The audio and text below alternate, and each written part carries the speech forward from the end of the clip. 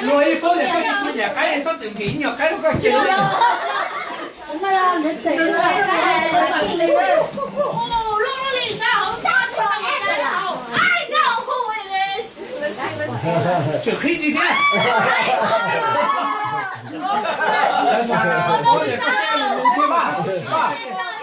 Bỏ ra rồi.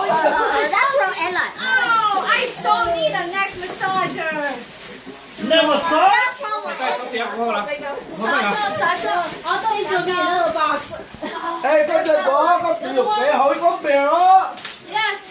Tôi nói dùng ý sợ đau rồi. Chú cho Bây giờ mà, đã làm sao chỉ cho đây, tôi giờ tìm được cái rồi.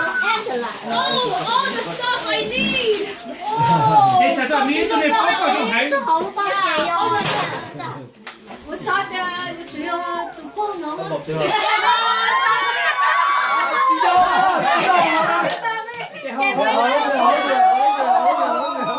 bèo. Nhắc cậu Who spell your name like that? Not me. Ok, lấy tiền rồi. Ê, con thử cho mặt kia. Cho mặt kia. Em biết cả thùng cả mặt kia. Cái bèo mặt kia. Chạy vô vào không bèo.你讲有给那边是开啊，要贵点 sofa edge， 这你的 edge 要多主选的那边。Cho mía tôi không biết. Because auntie's dumb ass. 你还都有陪啊！ Quỷ pha. Lời cho đi con à. Today was Pha con bèo. biết thả gió chứ. Con bèo hối con bèo đó. Của sao? Con bèo nhập tỉ yêu. Con bèo hối lũ. Cái này sẽ tiền mấy nhỉ? Cái này là phát tăng này như nào? Cái hầu đó.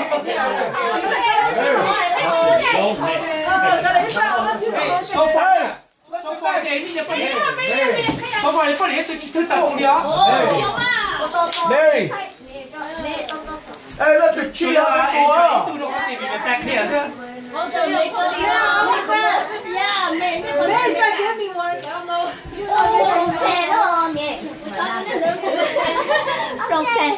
No, it's not. We've been living. Ê, sai luôn rồi, Mary à. I'm gonna win that. Sẽ coi công quân ở lưng chính xác.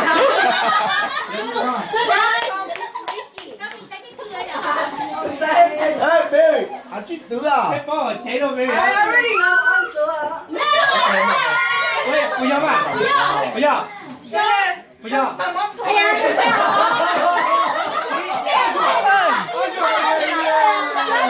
No. Không biết.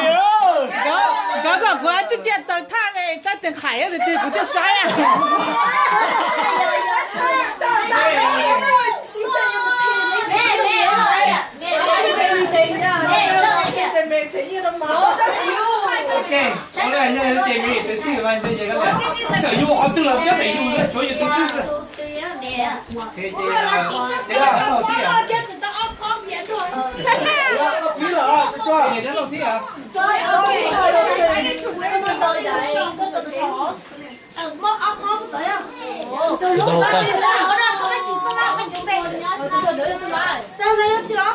No, yo khó xích cười ha. Thế là xí rồi à? Thế à, có phải hành luôn à? Yo khó xích cười sân tán.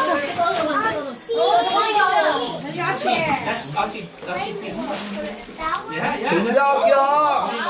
That's your name. Không được kia, hay ha. Có hai tay cho đấy, để tay. Ba người sẽ có thể cái tiếp. Ê, kìa ơi, nó có từ nó chia tay cho hậu ơi.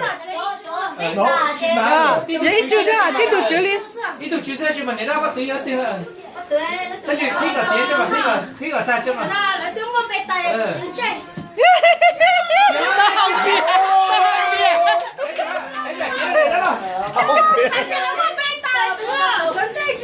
Lại có nó từ nó chia à. Cho nên chị tụi mình là thế đó.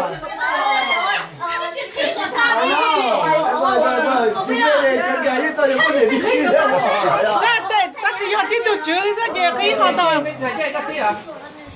Cái mẹ họ có lúc nào? Ấy cứ ở cái con Jay, sao you nào? cái trái là khí phồng ta